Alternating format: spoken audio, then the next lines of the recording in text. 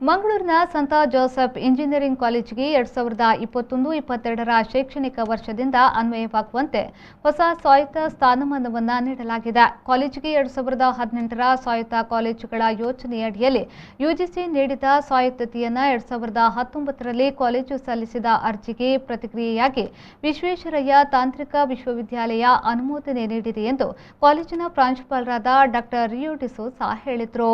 ಅವರು ಕಾಲೇಜಿನ ಸಭಾಂಗಣದಲ್ಲಿ ಸುದ್ದಿಗೋಷ್ಠಿ ನಡೆಸಿ ಮಾತನಾಡಿ, ಯುಜಿಸಿ ತಜ್ಞರ ತಂಡವು 2020ರ ನವೆಂಬರ್ 28-29ರಂದು ಕಾಲೇಜಿಗೆ ಭೇಟಿ ನೀಡಿ ಕಾಲೇಜಿನ ಅನೇಕ ನಿಯತಾಂಕಗಳಲ್ಲಿ ಕಟ್ಟುನಿಟ್ಟಾಗಿ ಪರೀಕ್ಷಿಸಿತ್ತು. ರಾಜ್ಯದ ಕೇವಲ ಬೆರಳೆಣಿಕೆಯಷ್ಟು ಇಂಜಿನಿಯರಿಂಗ್ ಕಾಲೇಜುಗಳು ಮಾತ್ರ ಸ್ವಾಯತ್ತ ಸ್ಥಾನಮಾನವನ್ನು ಪಡೆದಿದ್ದು, ಅದರಲ್ಲಿ ನಮ್ಮ ಕಾಲೇಜು ಕೂಡ ಇರುವುದು ಕಾಲೇಜಿನ ಆತ್ಮವಿಶ್ವಾಸತೆಯನ್ನ ಹೆಚ್ಚಿಸಿದೆ. ಕಾಲೇಜು ತನ್ನೆಲ್ಲ ವಿದ್ಯಾರ್ಥಿಗಳಿಗೆ ಗುಣಮಟ್ಟದ ಶಿಕ್ಷಣವನ್ನು ನೀಡಲು ಬದ್ಧವಾಗಿದ್ದು, ಸ್ವಾಯತ್ತ ಸಂಸ್ಥೆಯ ಸ್ಥಾನಮಾನವನ್ನು ಪಡೆದಿರುವುದು ಮತ್ತಷ್ಟು ಪುಷ್ಟಿಯನ್ನ ನೀಡಿದೆ. ಸೇವೆ ಮತ್ತು ಉತ್ಕೃಷ್ಟತೆ ಎಂಬ ಅವರ ಧ್ಯೇಯವಾಕ್ಯಕ್ಕೆ ಅನುಗುಣವಾಗಿ ಕಾಲೇಜಿನ ಕಠಿಣ ಪರಿಶ್ರಮದಿಂದಾಗಿ ಈ ಮಾನ್ಯತೆ ದೊರಕಿದ್ದು, ಇದು ಕಾಲೇಜು ಪ್ರಾರಂಭದಿಂದಲೂ ಅಭ್ಯಾಸ ಮಾಡುತ್ತಿರುವ ಶೈಕ್ಷಣಿಕ ಚೌಕಟ್ಟು ಮತ್ತು ನೀತಿಗಳಿಗೆ ಇದು ಕೈಗನ್ನಡಿಯಾಗಿದೆ. ಉದ್ಯಮದ ಅಗತ್ಯತೆಗಳನ್ನು ಗುರುತಿಸುವ ಮೂಲಕ ಪಠ್ಯಕ್ರಮವನ್ನು ವಿನ್ಯಾಸಗೊಳಿಸಲು ಆಯ್ಕೆಯ ಚುನಾಯಿತ ಕೋರ್ಸ್ಗಳನ್ನು ನೀಡಲು, ವಿದೇಶಿ ವಿಶ್ವವಿದ್ಯಾಲಯಗಳೊಂದಿಗೆ ಸಹಯೋಗ ನಡೆಸಲು ಮತ್ತು ವಿದ್ಯಾರ್ಥಿಗಳ ನಿರಂತರ ಮೌಲ್ಯಮಾಪನವನ್ನು ನಡೆಸಲು ಸ್ವಾಯತ್ತತೆಯು ಕಾಲೇಜಿಗೆ ಅನುಕೂಲಕರವಾಗಲಿದೆ.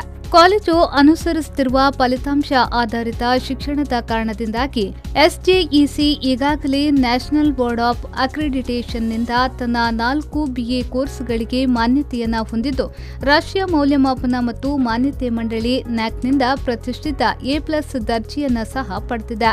19 ವರ್ಷಗಳಿಂದ ಇತಿಹಾಸ ಹೊಂದಿರುವ ಕಾಲೇಜಿನ ಕ್ಯಾಂಪಸ್ನಲ್ಲಿ 2500ಕ್ಕೂ ಹೆಚ್ಚು ವಿದ್ಯಾರ್ಥಿಗಳು ವಿದ್ಯಾಭ್ಯಾಸವನ್ನು ಪಡೆಯುತ್ತಿದ್ದಾರೆ ಎಂದು ಸಂತಸ ವ್ಯಕ್ತಪಡಿಸಿದರು. Of 1.1 crore with 50% contribution by the college and 50% by AICT. So we are setting up this idea labs that will help us to train our students to take their ideas from a simple idea to a product. So that so many of them can become entrepreneurs by the time they finish their degree. So this is an important development. We are very fortunate, and another great achievement was the accreditation by NAC. Already, as you know, this is a new course which is going to be started in this campus this year. So these are new programs, and our students will be benefited because of this ecosystem that we are building, where we train them right from the tinkering labs in the first year and in the AICT Idea Labs, and we have the NAME project from the government of Karnataka which gives funding to the startups.